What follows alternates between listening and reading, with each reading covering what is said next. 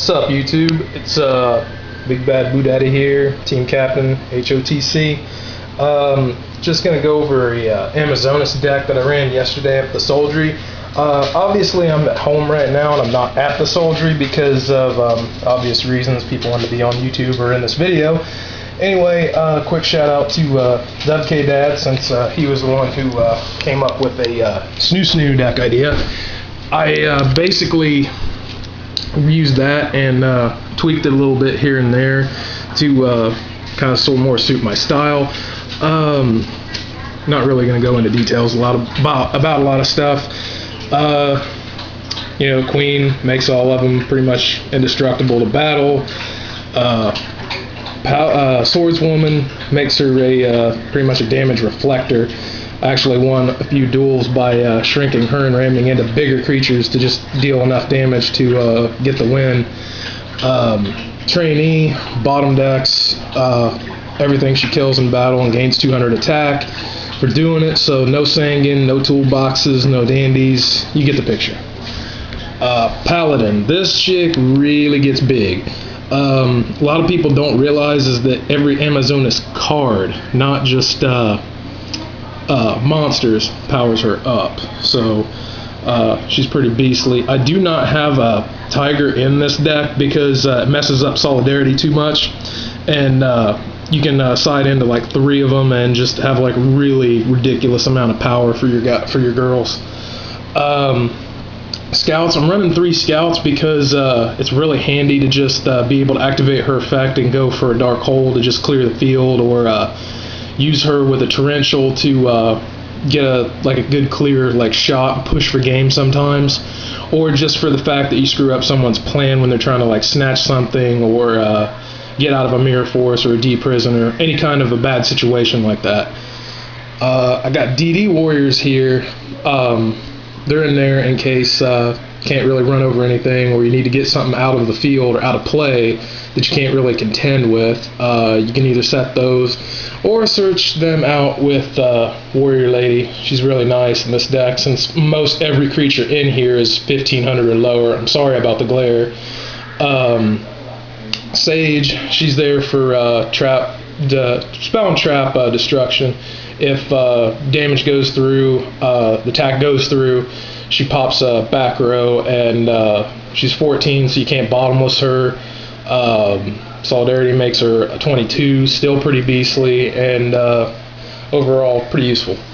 3 villages, because turns all of them into searchers, you know, rats, tomatoes, whatever you want to call it. Also pumps them up by 200.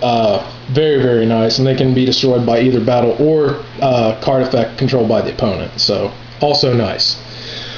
Shrinks, very, very good in this deck, since your creatures otherwise aren't very powerful on their own, but Shrink really evens the playing field with them. And also, like I said before, you shrink her and you can deal out a good amount of damage if you're attacking something big.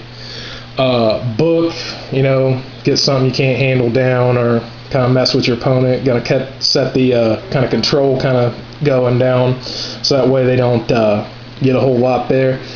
2 MSTs, Reborn, Hole, Rhoda, Terraforming to search out your villages in case they go down. One of them goes down, or you just can't draw them. You know, Solidarity, pretty much obvious stuff. And then the trap lineup isn't exactly anything special. I mean, I got Willpower in there because Willpower is the Amazonas' Call of the Haunted. You can bring Queen straight back to the field if she's in there, or if for whatever reason you need an Amazonas to swarm or pump up your Paladin. It's really versatile in this deck. You can use it in many different ways. Stuns, compulsories, call, torrential, solemn, mirror force. The side deck for this deck is pretty straightforward. The only thing that I've added to, well, that I've done a little differently with it, because the metagame in Ohio is really confusing right now. I mean, the decks that we're seeing a lot of isn't exactly the norm. Like, we're not really seeing everything that's normal. I'm not sure if that's the same way for all over the US or not, but it's just kind of confusing to kind of cope with everything that we're seeing right now. But this deck went 3-1 yesterday. I went up against Lightsworn and barely lost. I went up against a Flame Veil, a Uriah deck, and a 6 Sam deck. And I did actually, well, with the 3 wins, it was really good. They were decisive. They weren't like any like top deck Dark Hole or Reborn for the win. Like, they were really like crushing defeats. I'm debating on running this at regionals just to be able to have like a surprise factor, because I'm pretty sure no one's going to expect this kind of a deck at a big tournament. But it is definitely a possible deck that could be contention for something like that. But yeah, that pretty much sums it up. I'm not really going to go over the side deck. It's sitting over there. But you know, leave comments, hate, love, whatever you want.